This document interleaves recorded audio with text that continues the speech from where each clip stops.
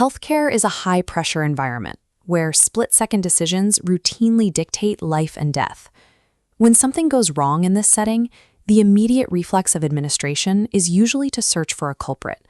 An investigation zeroes in on a single mistake, and the incident gets neatly filed away under human error. The follow-up is entirely predictable. Staff receive new checklists, stern memos demanding heightened vigilance, and broad instructions to simply be careful. Yet the exact same mistakes keep happening. Relying on exhausted people to never slip up ignores reality. If a system requires perfect human behavior to function safely, the system itself is broken. This continuous cycle of blame and repetition is why health organizations are increasingly turning to a field known as human factors and ergonomics, or HFE. But there is a severe disconnect in practice. Hospital leaders and policymakers frequently misunderstand what HFE actually is. They often mistake it for just another round of teamwork training or a push for better interpersonal skills. Psychologist James Reason summarized the discipline's true philosophy perfectly. We cannot change the human condition, but we can change the conditions under which humans work. The goal of human factors is never to fix the person. The goal is to intentionally design the workspace, the tools, and the procedures to fit the natural capacities of the people using them. To actually change those conditions, professionals rely on a concept called the systems approach. Rather than looking at a single broken rule, this approach zooms out to analyze the entire web of the workplace across 3 distinct levels. First is the physical level.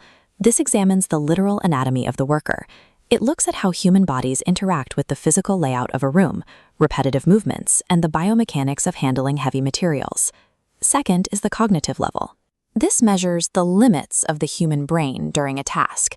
It tracks mental workload, memory capacity, and how easily a person can process complex information on a monitor while making a critical decision. Third is the organizational level.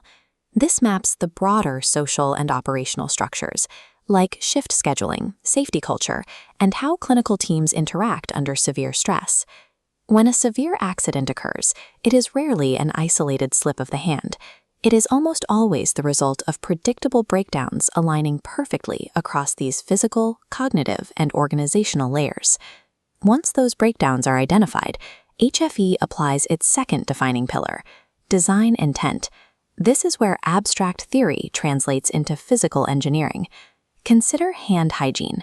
A standard administrative response to low compliance is hanging signs in the hallway, instructing staff to wash their hands more often, a strategy relying entirely on memory and willpower.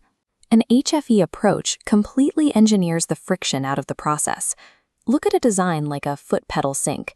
By installing a physical mechanism that bypasses manual contact points, the cognitive burden of remembering not to touch dirty handles is eliminated entirely. Re-engineering the physical workspace to make the safest action the absolute easiest action will always outperform a behavioral mandate. But what makes HFE truly distinct from standard quality improvement initiatives is its third pillar, joint optimization, often referred to as the twin aims. This diagram shows the HFE approach. The top block, system performance, focuses on making the hospital safer, improving productivity and efficiency. The linked block below, human well-being, ensures physical comfort, psychological safety, and job satisfaction for the employee. Many safety interventions prioritize patient outcomes, but completely ignore the capacity of the people doing the work. Interventions that add administrative bloat without supporting the worker rapidly lead to burnout and fail to stick in actual practice.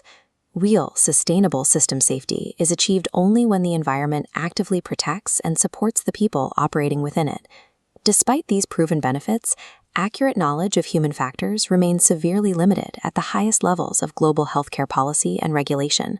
This gap carries real consequences.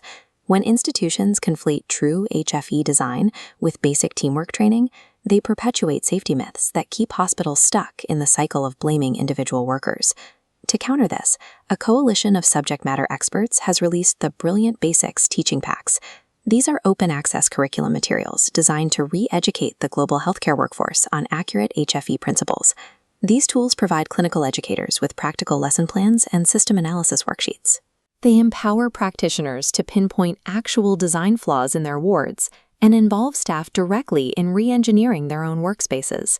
When we stop trying to fix the human and instead embrace intentional, design-driven systems, we finally build a healthcare environment that works with human nature rather than against it.